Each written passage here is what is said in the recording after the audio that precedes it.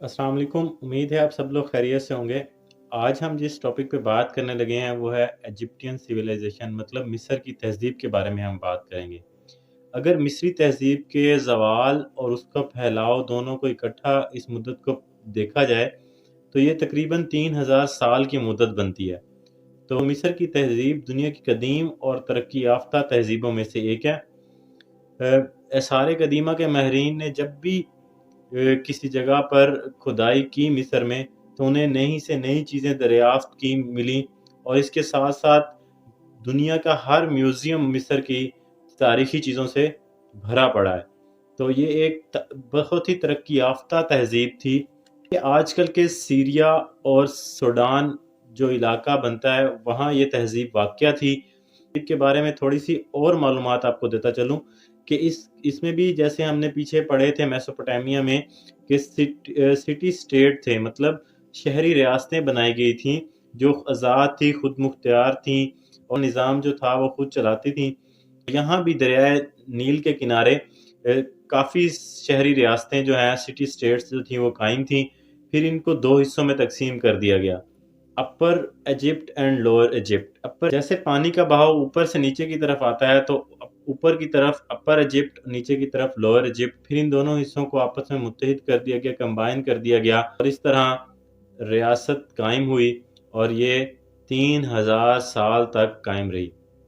मिस्र को दरियाए नील का तोहफ़ा भी कहा जाता है।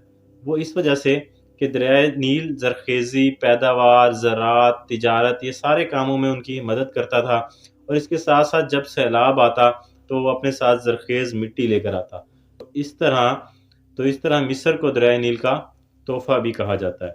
जैसा कि आप में से काफ़ी लोग जानते होंगे कि मिस्र के बादशाहों का खिताब फ़िरऔन था। मिस्री तहज़ीब की सबसे बड़ी अलामत जो है वो है उसके अहराम यानी कि पिरामिड्स।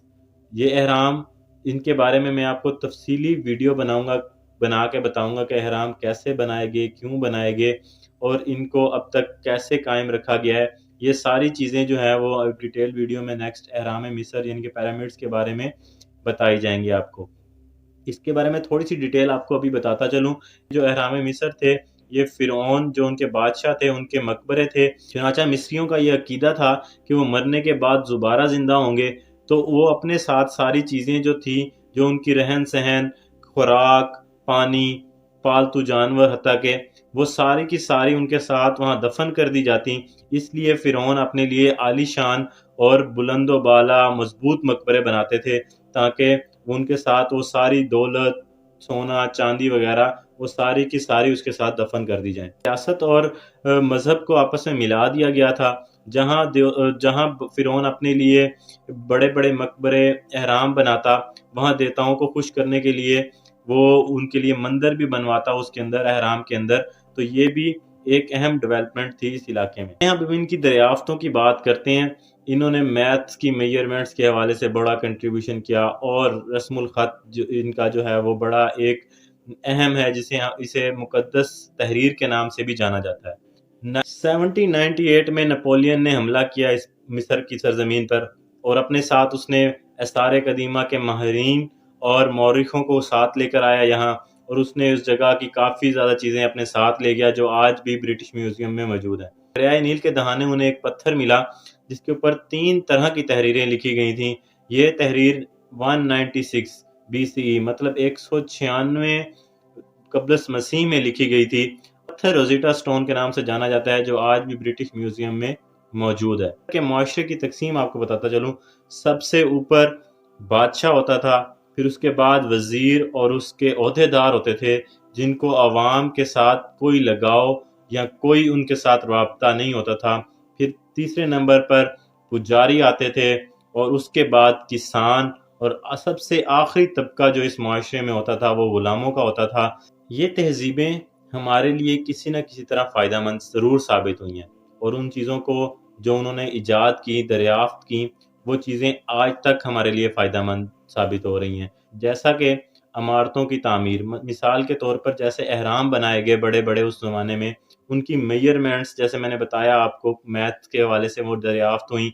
इसके साथ-साथ रस्मुल ख़त के बारे में बताया हुआ, पेपरस का इस्तेमाल कश्तियाँ बनाने के लिए, ये सब चीज़ों के लिए यूज़ हुआ। ड्रिल मशीन इस ज़माने में इजाद हुई, کیلنڈر ایجاد ہوئے، مردہ جسموں کو دفنانے کا، محفوظ کرنے کا طریقہ دریافت ہوا، اور اس کے ساتھ ساتھ پودوں اور جڑی بوٹیوں سے میڈیسن بھی بنائی گئی۔ تو یہ کسی نہ کسی طرح، جس کو آج بھی ہم فالو کر رہے ہیں، تو یہ کسی نہ کسی طرح ہمارے لیے ضرور فائدہ مند ہے۔ اور اب تہذیب کے زوال کے اسباب کی طرف آتے ہیں کہ اس تہذیب کو جب یہ ساری چیزیں بہت اچھی ہو رہی تھی تو پھر اس تہذیب میں زوال کیوں آیا؟ تو اس کی سب سے اہم وجہ، جو سب سے پہلی وجہ جو ہے وہ یہ ہے کہ یہ معاشرہ سختی اور جبر کی بنیاد پر قائم کیا گیا تھا۔ فرعون کسانوں سے، غلاموں سے جبر اور سختی سے پیداوار حاصل کرتے پہلے زراعت کی، اس کے بعد جب فصل کا ٹائم ختم ہوتا تو وہ جناب ان کو محلات اور مندر کی تعمیر پر ان کو لگا دیتے۔ آخرکار کسانوں نے حکومت کے خلاف بغاوت کی۔ جب حکومت نے انہیں کچلنا چاہا تو اس نے زراعت، تجارت اور روزمرہ کی زندگی کو تباہ کر دیا۔ لہٰذا جنگوں اور قحط سالی، خشک سالی نے ریاست کی مالی حالت کو کمزور کر دیا اور ملک میں بے چینی اور انتشار پھیل گیا۔